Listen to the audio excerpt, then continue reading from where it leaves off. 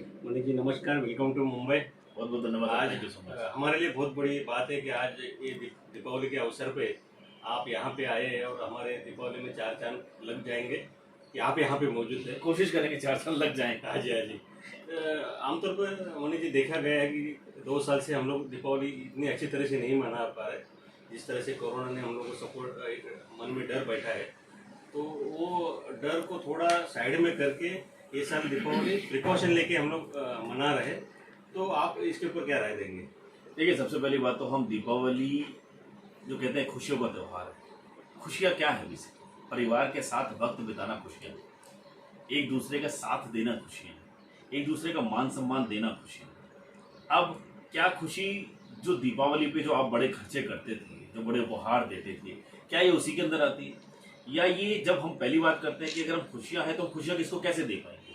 तो उस खुशियों का जो देने का तात्पर्य है, इस कोरोना काल ने जो एक पैंडेमिक पीरियड रहा, इसने लाइफ को जीने का एक नजरिया जो है लोगों का बदल दिया। अब जो लोगों का नजरिया अगर बदल दिया तो हमें कम संसाधन में भी हम अपने आप को कैसे खुश रख सकते हैं, ये वहां पर आपको सीखने को मिला। सबसे बड़ा इसका जो उदाहरण है, जो मुझे लगता है, हमारे घर की जितनी महिलाएं हैं, जितनी गृहिणी हैं, आपके पास कोरोना में काल के अंदर उसमें घर में खाने को नहीं था, लेकिन आपको एहसास नहीं होने दिया कि घर में कुछ नहीं है। उन्होंने अच्छे से मैनेज किया। तो अब वो समय आ चुका है कि अब उसी समय को थोड़ा सा दिमाग में रखकर अब आगे हमें चला जाए। और जो दीपावली जैसा एक, मैं कहता हूँ दीपावली जो त्योहार है, ये पूरे देश का त्योहार है। पूरे देश के अंदर आप चाहे किसी गांव के अंदर चले जाएं, किसी शहरों के अंदर चले जाएं, बड़ी जो मल्टी सिटीज हैं उसमें चले जाएं, हर जगह ये त्योहार बड़े धूमधाम से मनाए। अब फर्क ये है कि जो आपको पहले हम पटाखे जलाया करते थे बचपन के अंदर, हमें आज भी याद है, लेकिन अब सभी जगह पर ई पटाखों का एक चलन चल चुका है, ताकि उससे प्रदूषण थोड़ा सा कम हो।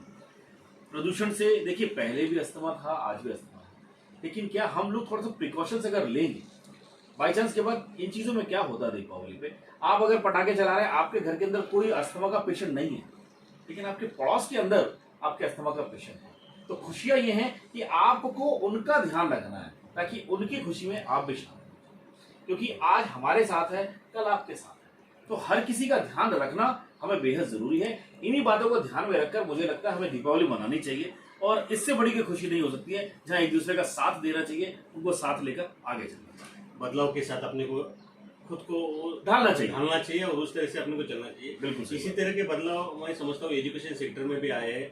हमारे बचपन में हम लोग स्लेट यूज करते थे, फिर बाद में नोटबुक आया, और अभी बच्चों के हाथ में आईपैड है। तो वो जो जनरेशन गैप है, मैं देख रहा हूँ कि आमतौर पे बच्चे अभी जो पढ़ाई कर रहे हैं तो बुक रीडिंग उनका कम हो गया है, ऐसा मुझे लगता है। आपकी क्या राय है इसके ऊपर? ये बुक रीडिंग तो मुझे ऐसा लगता है कि जो बच्चों को पढ़ने के पीछे तो बहुत जाना चाहिए। आपने सलेट की बात करी, सलेट से पहले एक तख्ती चला करते थे। हाँ जी।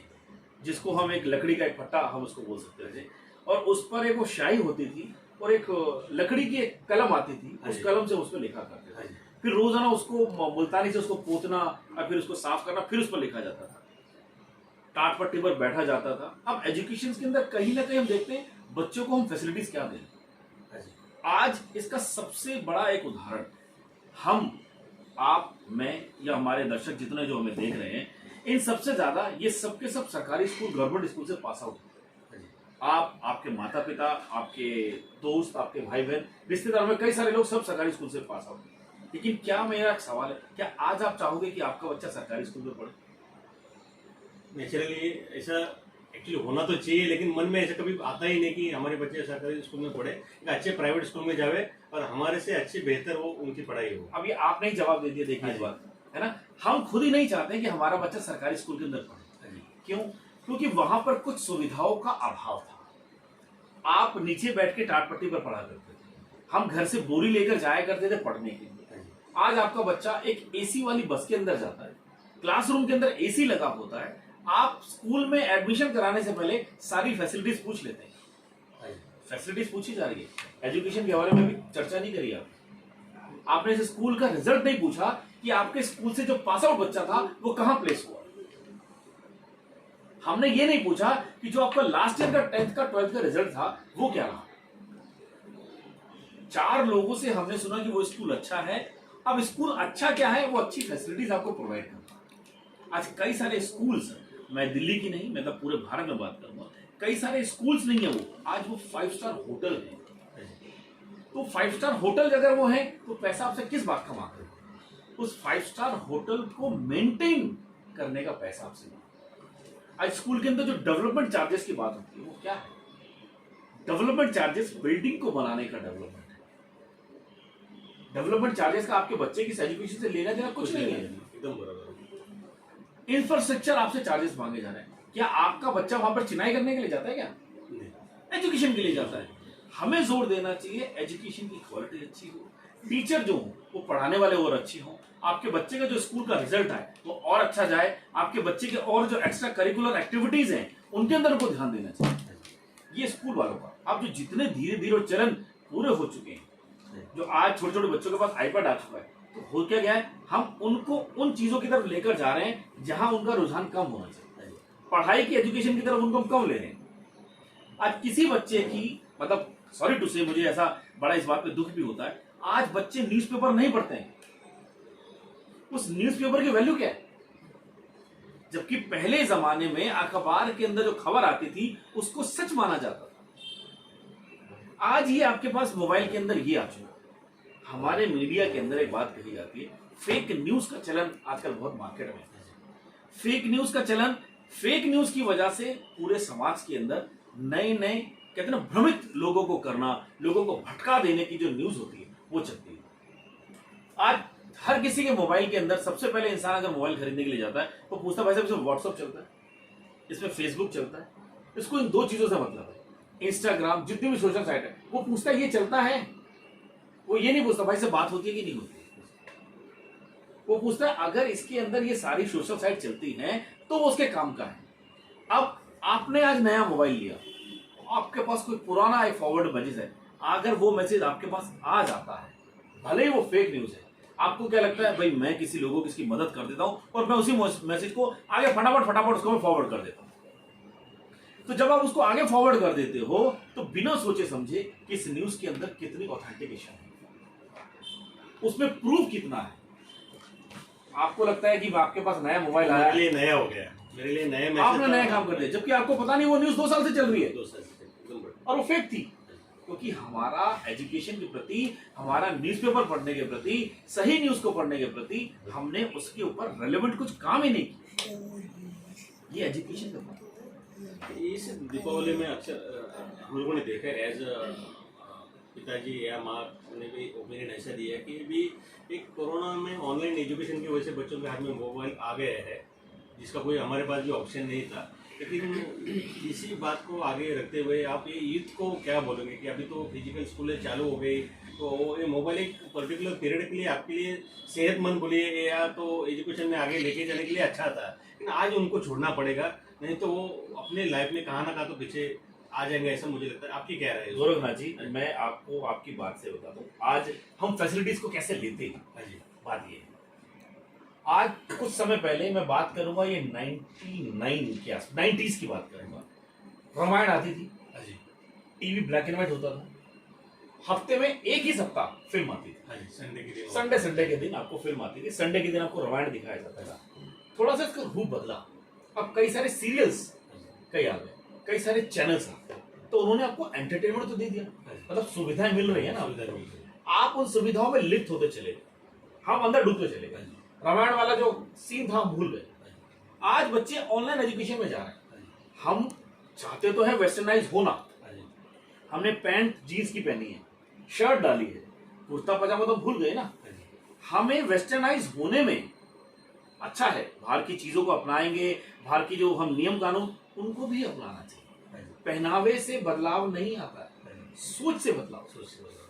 तो हमें उनकी सोच को भी डेवलप करना पड़ेगा। ये जो ऑनलाइन एजुकेशन का चलन है, ये भारत में आने में अभी बहुत साल लग जाएंगे। ये विदेश का चलन है।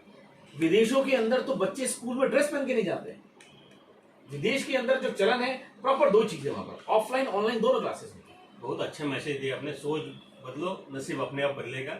अपना आपका करियर अपने आप देखिए, सोच बदलने से आप एजुकेशन की बात करेंगे, आप पहनावे की बात करेंगे, आप वेस्टर्नाइज होने की बात करेंगे, लेकिन क्या हम इन सबको अपना रहे हैं? लेकिन क्या हम अपनी जड़ में साथ में हैं? हम अपनी जड़ को भूलते जा रहे हैं, हाँ जी, हम अपने संस्कारों को भूलते जा रहे हैं, माता पिता के आदर को भूलते जा रहे हैं, जो हमारे दादा दादी थे उनके सम्मान को भूलते जा रहे हैं।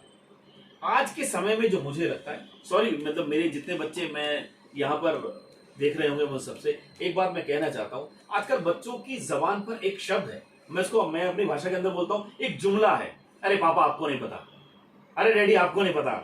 मतलब हमको नहीं पता, मतलब हम क्या इतने बड़े पैदा हुए?